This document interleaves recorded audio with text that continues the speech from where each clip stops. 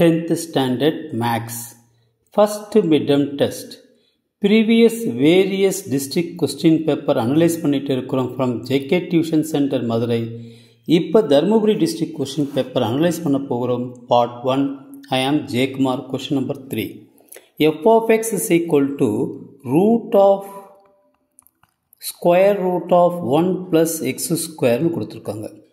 ஆப்ஷனில் பாருங்கள் f of xy is equal to f of x into f of y, f of xy greater than f of x into f of y. Option சியில் பாருங்கள் f of xy less than f of x into f of y. D none of this.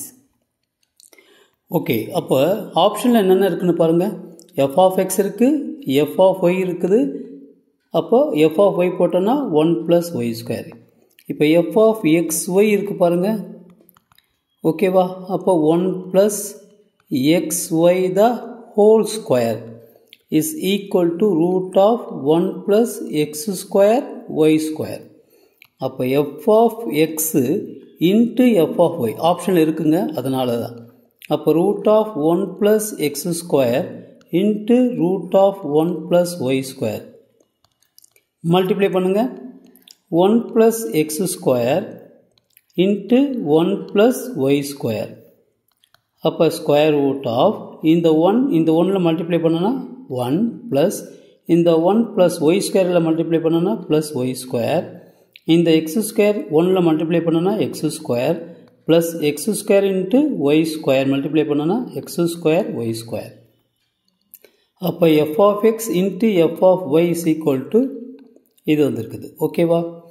f of xy is equal to ஆப்ஷனில் இது ரெண்டு தான் இருக்குது. அப்போ இதில் which is the greatest one கேட்டிருக்காங்க. அப்போ ஃபார் எக்ஸாம்பிள்